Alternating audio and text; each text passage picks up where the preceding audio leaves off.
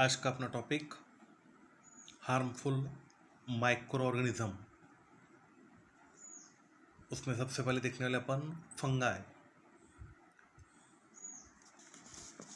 Microscopic spores of fungi are present in the air. हवेमध्ये microscopic, फक्त microscope खाली दिसणारे स्पोर फंगायचे प्रेझेंट असतात. क्या रहता हवा में? स्पोर रहते फंगस के. If there is sufficient moisture, अगर गीलापन सफिशियंट है, स्पोर जर्मिनेट होते हैं ऑन कॉटन फैब्रिक, कॉटन के कपड़ों के ऊपर. गनी बॅग म्हणजे आपण ज्याला पोतो म्हणतो. Leather, wooden items etcetera. 2 point काय सांगितले पुन्हा लक्ष द्या. Microscopic spore of fungi are present in the air if there is sufficient moisture. Spore germinate on cotton fabric, gunny bag, leather, wooden item etcetera. तर फंगल हायपी, बुरशी पाहिली असेल तर जनरली व्हाईट कलरची असते, ज्याला फंगस म्हणतो आपण. त्यातला एक धागा काढला व्हाईट कलरचा, त्याला म्हणतो आपण hyphae. Fibre of the fungus, fibre म्हणजे धागा. फंगसमधला एक धागा काढला की त्याला म्हणतो आपण हायफी. त्या हायफी पेनिट्रेट करते मटेरियलच्या आतमध्ये.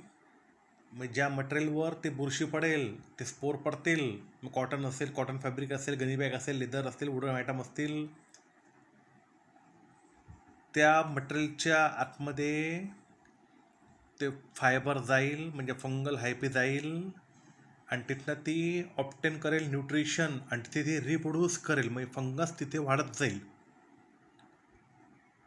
This cause the material to wear and become week.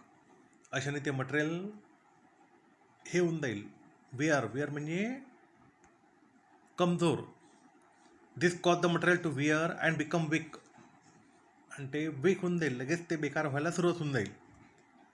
As a result, gunny bag, leather items like shoes, purses, belt etcetera on with the fungi have been grown do not last long. Wooden item also get spoiled. लाकडी वस्तूसुद्धा बेकार होतील.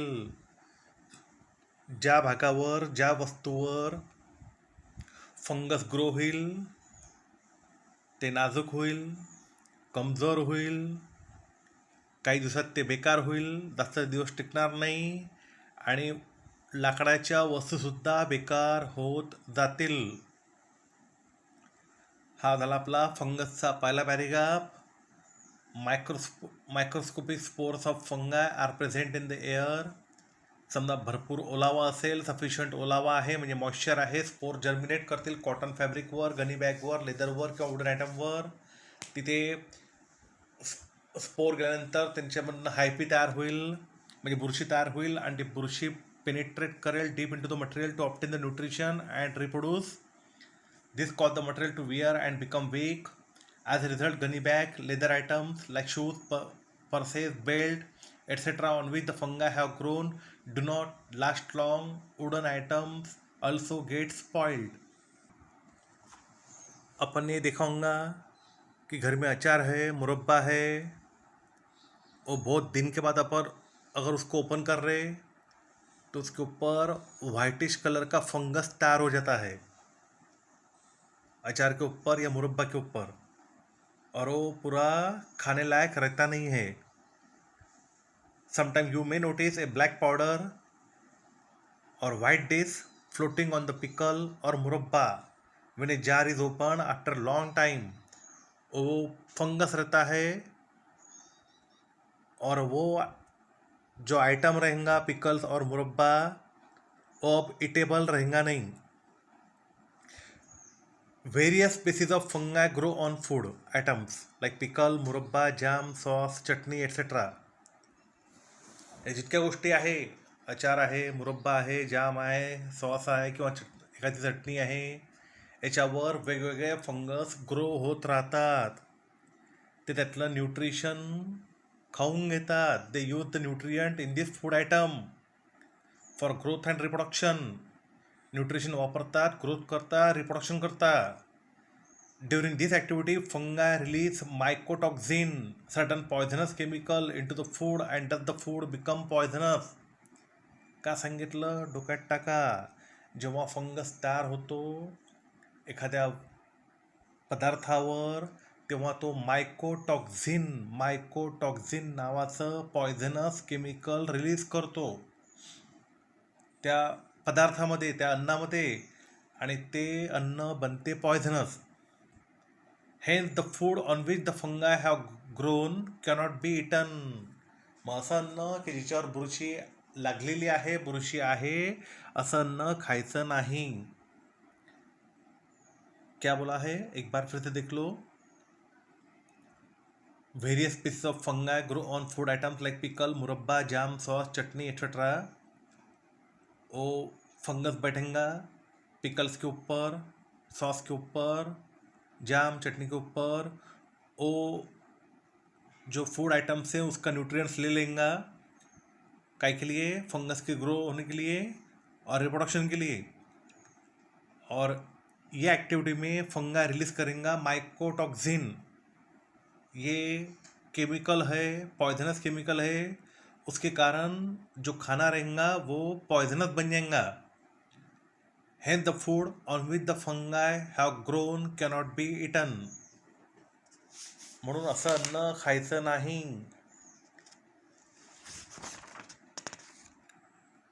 Clostridium, second harmful microorganism. Sometimes cases of food poisoning occur during community feast. How does the food become poisonous all of a sudden? बहुत बार ऐसा देखने को मिला है की जहाँ कम्युनिटी फीस्ट रहती है, जिथे सामूहिक जेवण असते, भरपूर लोक एका ठिकाणी जेवायला बसतात, त्या ठिकाणी फूड पॉइझनिंगचे प्रकार होतात. तो ऑल ऑफ ए सडन ये फूड पॉइजनस कैसे बन गया? तो किसने उसको पॉइजनस किया? तो वो किया है बैक्टीरिया ने. The bacteria which spoil cook food are clostridium. पिछले वीडियो में मैंने आपको बताया था कि अगर स्पॉइल्ड पोटैटो करी होंगी, यानी रात की बची हुई आलू की सब्जी होंगी और उसको स्मेल आता होगा, तो ध्यान में रखना कि उसमें क्लोस्ट्रिडियम नाम का बैक्टीरिया डेवलप हो गया है. ऐसा फूड कंज्यूम करने का नहीं. कौन सा बैक्टीरिया है? क्लोस्ट्रिडियम, कि जिसने खाने को खराब किया. Out of about 100 different species of this bacterium, some are free living in the soil, whereas some live in the alimentary canal of human and other animals. ये क्लोस्ट्रिडियम की 100 अलग अलग स्पेसीज है. कुछ फ्री लिविंग रहते हैं soil के ऊपर और कुछ रहते हैं एलिमेंट्री कैनाल, एक तो इंसानों की या अदर एनिमल्स की. क्या बोला है? दोनों पैराग्राफ बराबर देख लो. कम्युनिटी फीस्ट में फूड पॉइजनिंग होता है. ऑल ऑफ ए सडन इतना बड़ा खाना बेकार होता है, लोगों को तकलीफ होती है फूड पॉइजनिंग के कारण. बैक्टीरिया क्लोस्ट्रिडियम है जिसने कुक फूड को स्पॉइल करता है. वो क्लोस्ट्रिडियम के 100 डिफरेंट स्पेसीज है. कुछ उसके स्पेसीज फ्री लिविंग है in the soil, whereas some live in the alimentary canal of humans and other animal. These bacteria are rod shape. Bacteria rod shape का and produce bottle shaped endosperm in adverse condition. These bacteria are rod shaped and produce bottle shaped endospore in adverse condition. Bacteria rod shape का है और adverse condition रही, favourable नहीं है उसके लिए growth के लिए, तो बॉटल शेप के एंडोस्पर्म एंडोस्पोर तैयार करेगा। और एक इसमें क्लोस्ट्रिडियम में खास कैरेक्टर है कि अगर नॉर्मल ऑक्सीजन लेवल रहा एयर में तो ये उसमें टिकेगा नहीं, क्योंकि ये ग्रो होता है सिर्फ और सिर्फ ऐसी जगह पे कि जहाँ पे ऑक्सीजन नहीं रहेगा। One special characteristics of this bacteria is that they cannot withstand the normal oxygen level of the air because they grow in anaerobic condition. Anaerobic stand for in absence of molecular oxygen. Normal level असेल ऑक्सिजनची तर हे टिकणार नाही, पण ॲनारोबिक condition आहे, हवा बिलकुल नाही आहे, तर अशा ठिकाणी क्लोस्ट्रिडियम वाढण्याचे चान्सेस भरपूर असतात.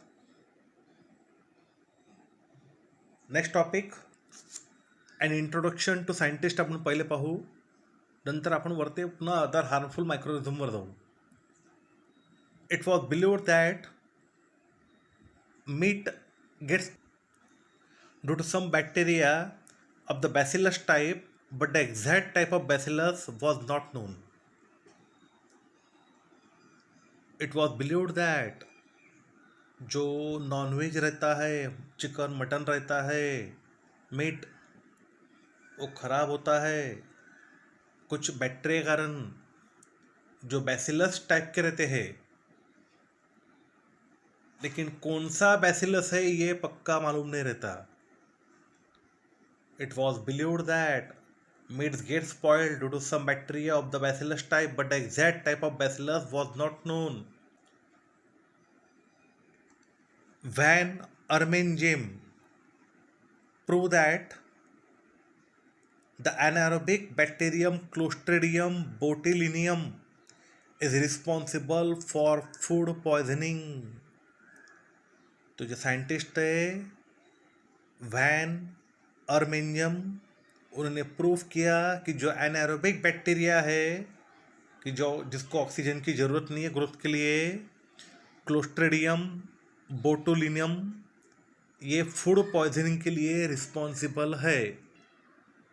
एडा Bengtson obtain higher education in biochemistry at Chicago University. Ida Bengtson, इन्होंने हायर एजुकेशन बायोकेमिस्ट्री में पूरा किया चिकागो विद्यापीठ से. She conducted important research on the toxin responsible for gas gangrene.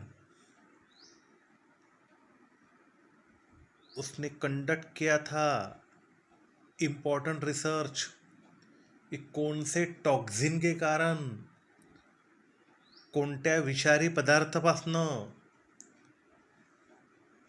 Responsible for gas gangrene. She conducted important research on the toxin responsible for gas gangrene. आता gas gangrene म्हणजे काय की बघ कोणता गॅस की जो गँग्रीनला रिस्पॉन्सिबल करतो. गँग्रीन माने क्या कि एखादा पार्ट डिकम्पोज होना, एखादा टिश्यू डिकम्पोज होना यानी सड़ जाना, उसको बोलते अपन गैंग्रीन. तो उसके लिए कौन सा टॉक्सिन रिस्पॉन्सिबल है, इसका उसने कंडक्शन किया था, रिसर्च किया था. And antitoxin useful for treating it. अगर गैंग्रीन हो भी गया तो कौन सा एंटीटॉक्सिन यूज होगा, एंटीटॉक्सिन को मारने वाली दवाई कौन सी रहेंगी, एंटीटॉक्सिन, वो भी उसने रिसर्च चालू था उसका. Well she was doing research on the dreaded disease called typhus, she herself contracted the infection. जब उसने रिसर्च चालू किया था टाइफस का, she was doing research on the dreaded disease called typhus, she herself contracted the infection. जब उसने typhus के बारे में, यानी शरीर के ऊपर रैशेज आते हैं, बुखार होता है, उसको जब अपन टाइफस, कफ कोल्ड ये तो रहता है उसमें. तो जब उसने वो रिसर्च चालू था टाइफस के ऊपर, उसको खुद को ये बीमारी हो गई थी टाइफस की. बट शी ओवरकम इट, लेकिन उसमें से वो बाहर आई, एंड कंटिन्यूड हर रिसर्च, और रिसर्च को पूरा किया। फॉर दिस वर्क, उसके लिए she was honoured with the typhus medal in 1947। उसके लिए उसको ऑनर किया गया 1947 में, और मेडल का नाम रखा गया टाइफस मेडल। तो ये इडा बेंस्टन दो रिसर्च किए, कौन सा toxin responsible for gas gangrene और कौन सा एंटीटॉक्सिन कि जिसको ये ट्रीट करेगा।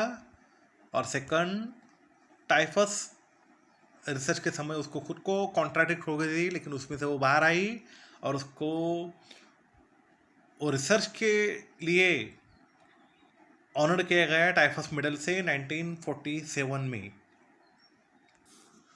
Other harmful micro organism, do only the clostridium bacteria cause illness? सिर्फ क्लोस्ट्रिडियम से ही बीमारी होती है क्या? नहीं।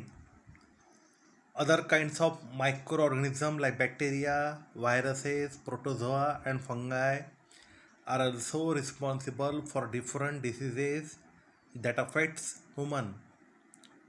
सिर्फ बैक्टीरिया क्लोस्ट्रिडियम नहीं है, और भी कुछ बैक्टीरिया है, और भी कुछ वायरसेस है, प्रोटोजोन है, फंगा है, जिसके कारण अलग अलग डिसीज़ होती है, और उसके कारण इंसान अफेक्ट होता है।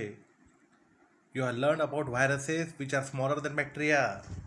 ध्यान में रखो, viruses are smaller than bacteria and can grow and reproduce only in living cell, और बढ़ता है और रिप्रोड्यूस करता है सिर्फ लिविंग सेल में।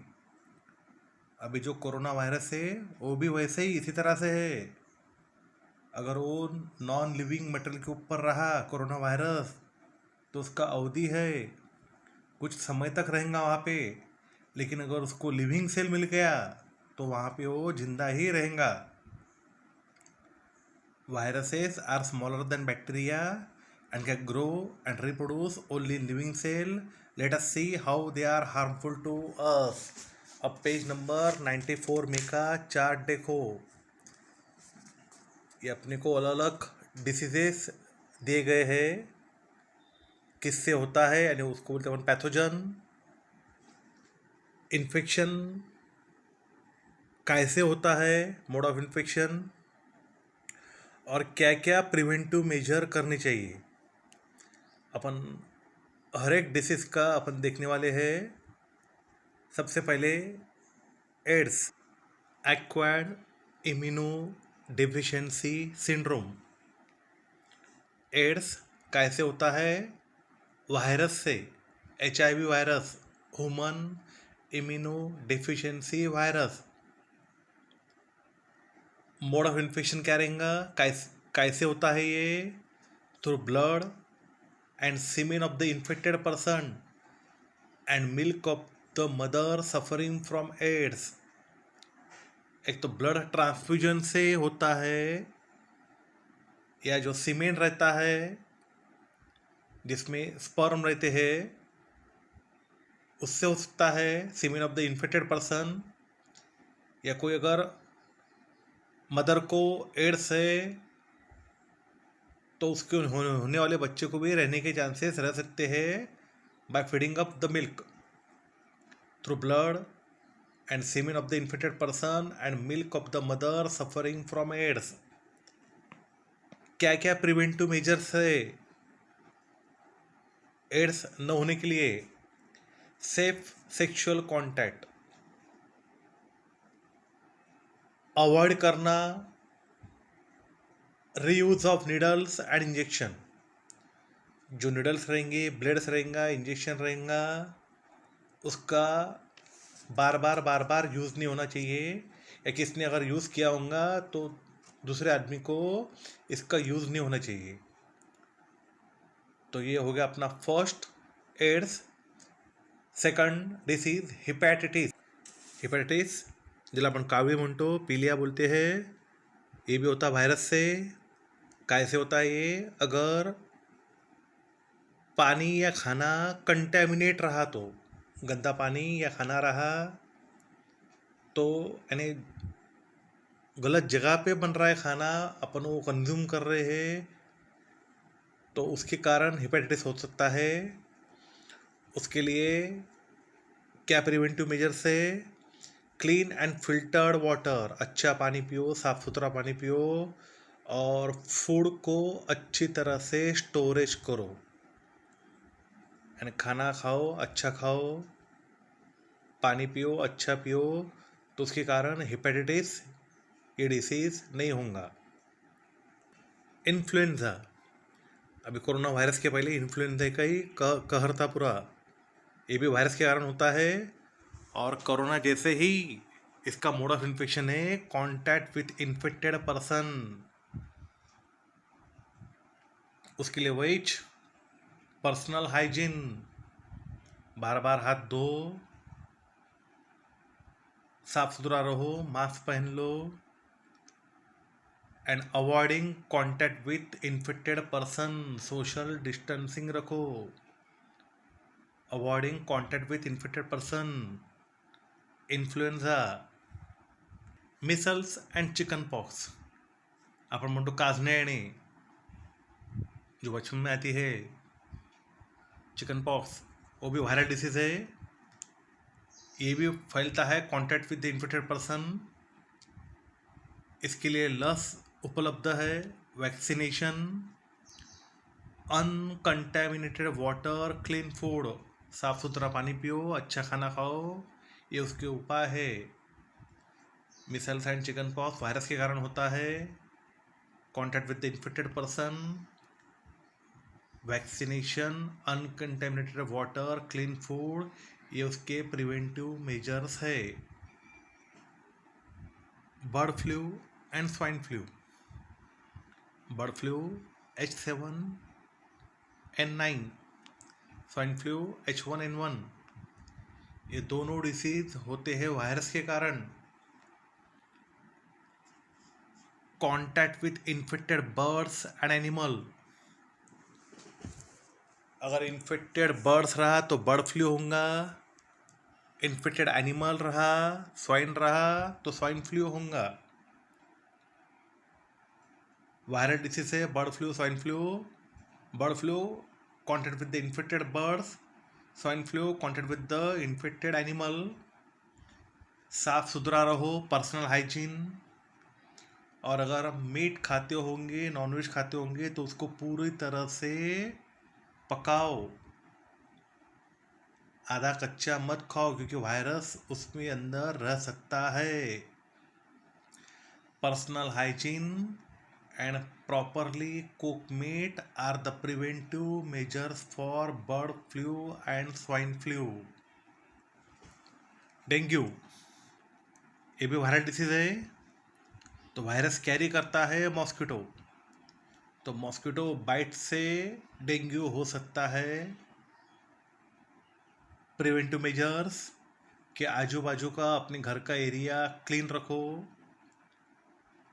और पानी को जमा मत रहने दो, और आजू बाजू में अपने घर में मॉस्किटो को कंट्रोल करो, mosquito repellent, all out, Morton या ओडोमॉस वगैरह जो रहता है, उसी तरह मॉस्किटो कंट्रोल करो। आजू बाजू का एरिया साफ सुथरा रहो, कहीं पे भी पानी जमा मत रहने दो, यानी प्रिवेंटिंग स्टैग्नेशन ऑफ वाटर। पानी जमा रहा तो उसमें मॉस्किटो तैयार होंगे, और मॉस्किटो को अच्छी तरह से कंट्रोल करो। तो यही उपाय है डेंगू के लिए। Next disease pneumonia.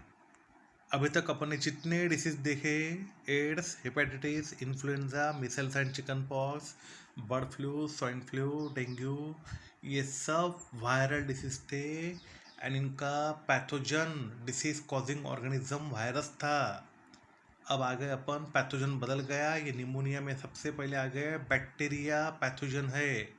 Pneumonia pathogen bacteria, droplet spread in air by infected person.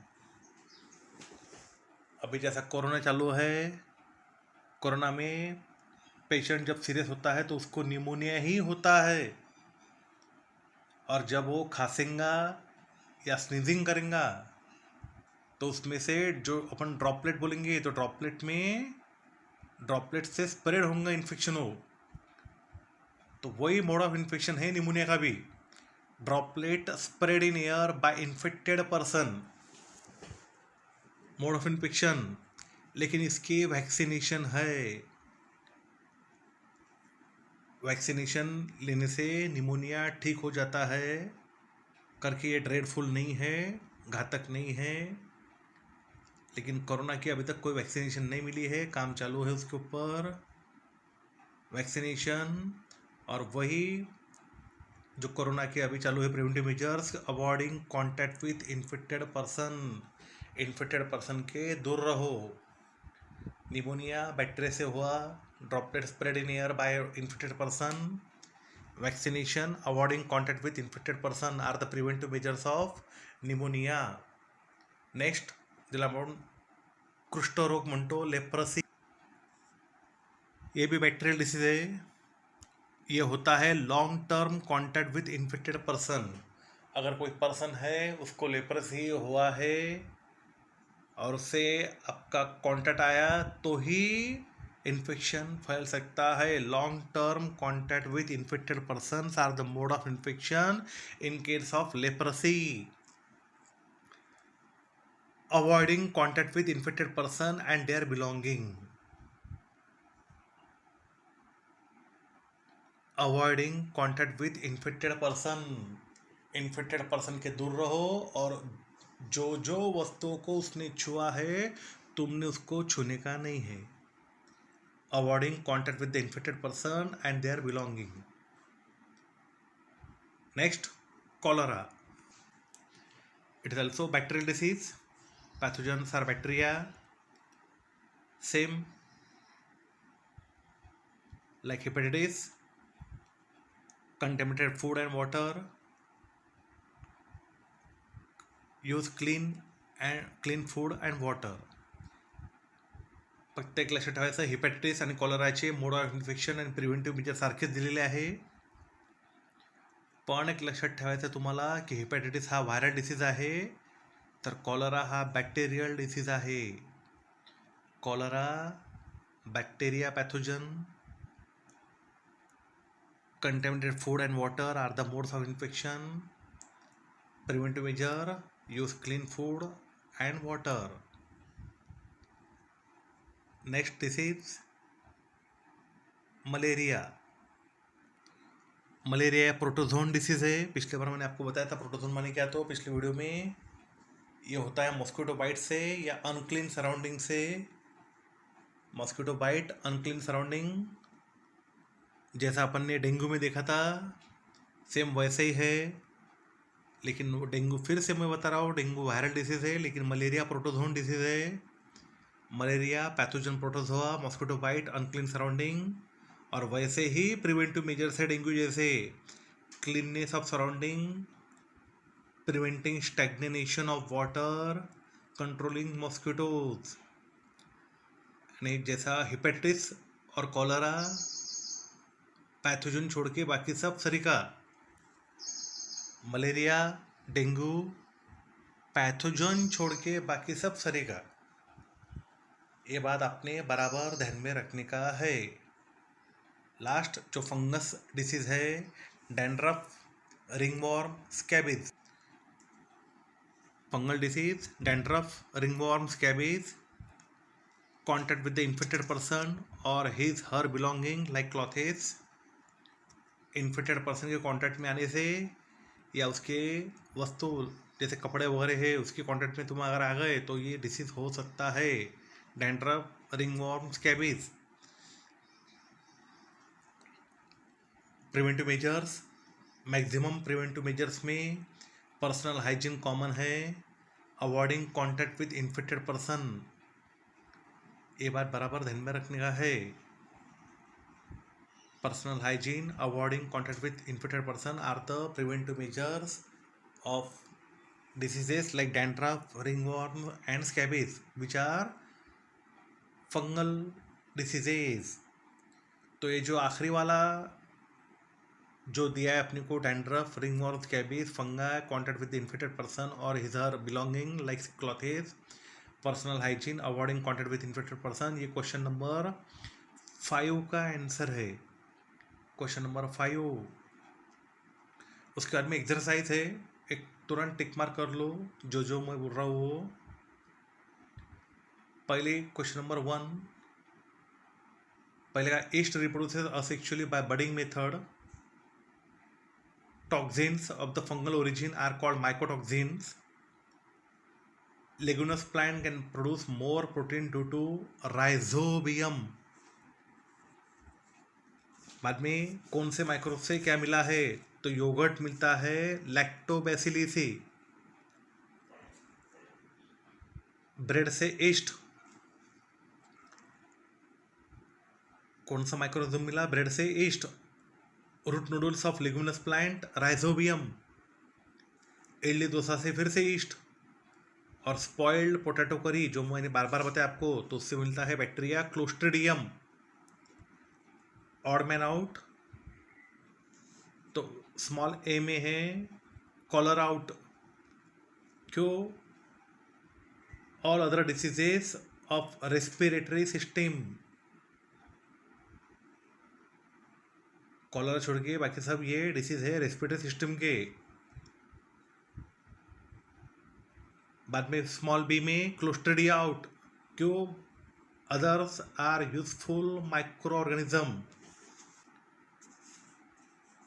बाद में सी में rubella out. All others are plant diseases but rubella is viral diseases of human being.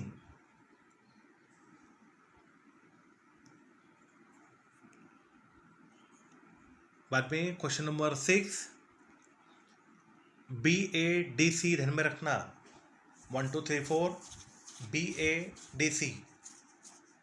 जितने क्वेश्चन मैंने आपको बताया है वो बराबर लिख लेना, लर्न कर लेना। बाकी बचे हुए क्वेश्चन मैं आपको व्हाट्सएप पे दे दूंगा। ओके, इसको बराबर ये चार्ट लर्न करना पेज नंबर 94 का। Thank you.